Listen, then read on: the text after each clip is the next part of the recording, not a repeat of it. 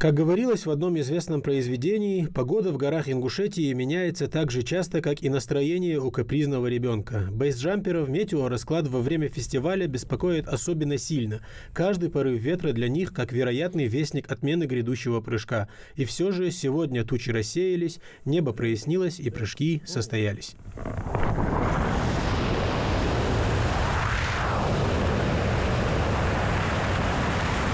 Илья Калашников в Ингушетии всего несколько часов, но уже успел сделать то, что многие жители нашей республики никогда не делали. Увидел горы и башни с высоты птичьего полета. Ощущения, по словам Ильи, непередаваемые. Первое утро в Ингушетии. И, соответственно, сегодня у меня первый слет с этой горы. Уникальное место для полетов. В рамках 12-го по счету фестиваля бейсджампинга штурмовать вершины Мятлама и Цейлама в горы приехали 14 экстремалов. И самое приятное в этом году, не считая самого момента прыжка, это, по словам организаторов, упрощенный вариант подъема к столовой. Вот в этом году все удачно. Участников, помимо заявленных, приехали еще гости. Прыгаем с двух мест, вот, собственно, Мятлаам и Цейлаам.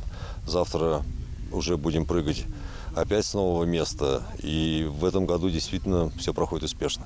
В числе бейсджамперов, приехавших за очередной порцией адреналина, и молодые ребята, только начинающие свой путь в этом опасном деле, и опытные спортсмены, уже повидавшие немало горных вершин под крыльями своих костюмов. Все меняется однозначно в лучшую сторону, и экипировка значительно улучшается, потому что когда мы начинали прыгать, там многие вещи делались просто на коленке сами делали, а сейчас все можно купить, все достаточно хорошего качества, можно выбрать снаряжение под разные задачи. Самолеты начал прыгать в 93-м году, первый бейсджампинг совершил в 96-м.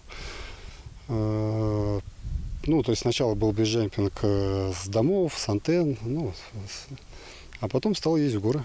Фестиваль продлится до 18 сентября. В течение нескольких дней бейсеры будут прыгать с вершин Цейлама, Мятлама и одной из вершин Царейламского горного хребта под названием Ни. Нам остается пожелать им легкого подъема и не менее легкого приземления на гостеприимную землю Ингушетии. Тамерлан Хамхоев, Хамзат Халухоев, Новости 24.